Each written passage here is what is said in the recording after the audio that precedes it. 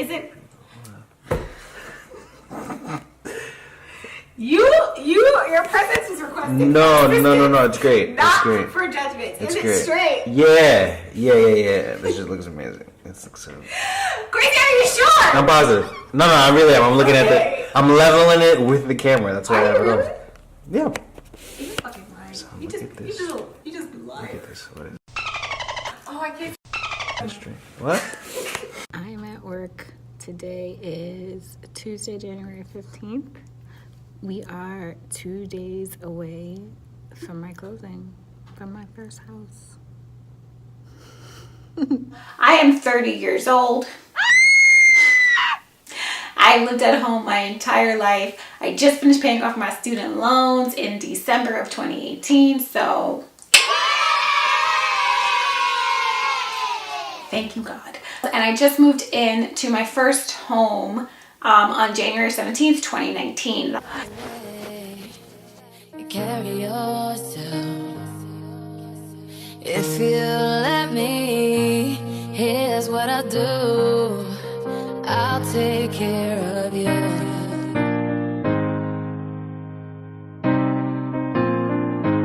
I've loved and I've lost.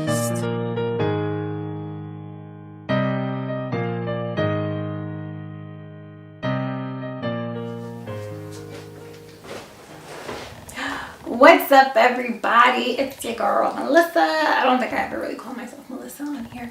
But if you click this video, if you're watching this video, that means that you are interested in my home purchasing process. I'm going to try to make this as quick as possible. I do ramble a lot, so I apologize. I am going to be answering a few questions for you from Instagram. If you're not following on Insta, follow, hit that link in the description. So really like a minute brief run through. If you have questions, leave them in the comment box below or on Insta. I will try to answer as many possible. So I am 30 years old. I lived at home my entire life. I just finished paying off my student loans in December of 2018. So thank you, God. Yeah, finished paying off my loans, and I just moved in to my first home on January 17th, 2019. That was my closing date. If you have like specific questions on closing or anything else like that, feel free to ask me. I can make a separate video on that. I bought a co-op. I live in New York. Co-ops are rampant in New York. It is different from a condo or a house or a townhouse. In a co-op, there is no equity. You own or you've purchased shares from the board, essentially. So that's why it's different. There are a couple of reasons why I chose the co-op instead of a condo, instead of a house. That, again, I don't want to ramble and make this too long. So let's get to the questions. Let's see what I can answer for you and give some tips along the way about purchasing a home. So the first question is buying better than renting. If you had asked me this question like 3 weeks ago, I would have said, hell yes. I did a podcast with Stereo Bros. If you're not following them or if you haven't heard of them, you can click that link below down there too, where I spoke about the pros and cons of buying and renting. Now, since my house is driving me absolutely mad, I think there are pros and cons to renting and buying, and it depends on your lifestyle, depends on what you want, depends on what you're capable of, depends on a lot of things. So I can't really say whether buying or renting is better than the other because I'm dying right now as a buyer. So that's your choice to make. What was the process? How much did you put down? The process was crazy. I made my offer November 5th of 2018 and I moved in, or I closed on January 17th, 2019. So it took like about 2-ish months.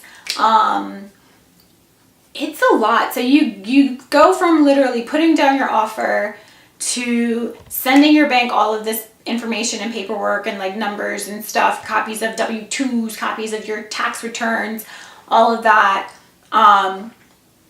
And if like me, you move into a co-op, you also have to go through the process with the board, getting board approved, going on an interview, putting a packet together for them of information that they want. So the process can be really daunting if you're not organized. I am super 1000% organized. So you need to have folders, I had physical copies of things, I had digital copies of things. You have to be on your game because I like to plan things ahead of time, and with this process I was not able to plan anything because my loan officer would text me or email me or call me like during my lunch break at work and say, I need this, this, and this by today.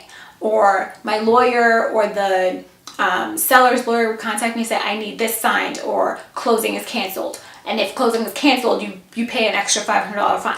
So be open, be organized, and be ready to lose your mind a little bit, but you'll get through it. It's not so terrible. I put down $40,000. So that's how much I put down.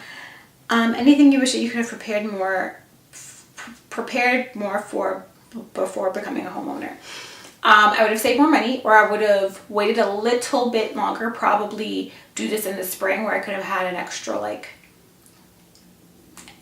maybe $9,000 or $10,000 saved. Just because everything is way more expensive than I anticipated. Furniture is more expensive. I didn't realize how much I would need just the basics. Like, I don't even have a TV stand. Like, I don't know. I gotta have a housewarming or something. But yeah, I wish I had known how expensive things were. I wish I had known that like no one really helps you. I mean, my family and friends have been greatly helpful, but like everything's a business for everyone. So if you need something, you're gonna have to pay this amount of money extra. If you want something, you're gonna have to pay this. So no one's really in the business to help. Everyone's in the business to make money, which I totally understand.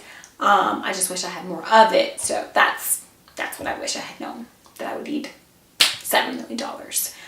How long did it take you to find the house that was the perfect fit for you? House shopping, like looking for a house is so horrible. Like I was on Zillow and Trulia and Redfin or whatever forever, day in, day out. I had spreadsheets, Excel sheets, just like a ton to figure out, a ton of things I was trying to figure out. So I was looking probably towards the end of August, and I didn't find this place until like the end of October. So it took me like a good 2 months just to even find this place. So it's terrible, and I feel your pain if you're looking for a house. It's not fun at all. Do credit card debt and student loan debt affect being able to be approved for a loan? Yes. If you have credit card debt and student loan debt, it doesn't mean you're not going to get approved. It just means it's going to be a little more difficult. You're going to probably have a higher interest rate. You're going to be approved for far less than you think you deserve. Things you want to try to tackle your credit card debt, especially then your student loan debt before you even, not before you try to buy a home, but try to realize like a mortgage ain't no joke. And adding that to credit card and student loan debt is going to be difficult, like really difficult. How much did you save in order to buy? Good question. So I saved about $60,000 for this, and then I paid off. I had $25,000 left in student loans that I paid off in December. So I had a lot of money in my savings, and it was so nice and cushy to just look at and just watch grow. And it has dwindled drastically. So I put down $40,000, and then like closing and furnishing and things like that, and then paying off my loans. My emergency fund is very, very, very depleted. So I'm in the process of building that up now so that next year I could just focus on like tackling my mortgage, like killing my mortgage. But this year is a rebuilding year for me. So no traveling, just saving and rebuilding my emergency fund. I like to have 6 months to a year worth of savings for my bills. Right now I have like 2 to 3 months, which is a little scary, but what are you gonna do?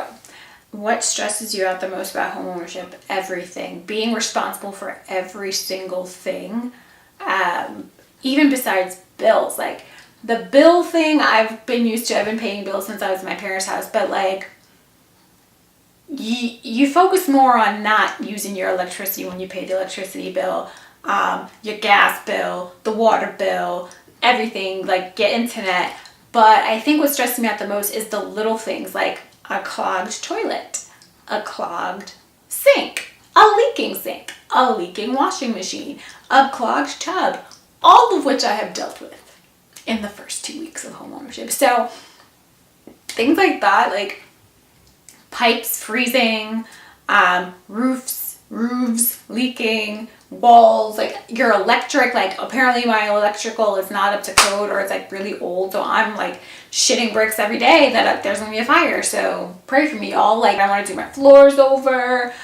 That's just what's most stressful. The little things that you don't think about when you don't own a home all of a sudden get piled onto you at once. Yeah, thank you so much for watching. If you have any questions for me, or if you want me to continue this like home series of stuff and like things I find out and things I'm DIYing, feel free. Watch my 2-minute reviews. I'll be reviewing all the things that I'm like building and buying and things for this house. Don't forget to subscribe, like, share, follow us on Insta, and thank you for watching. Bye.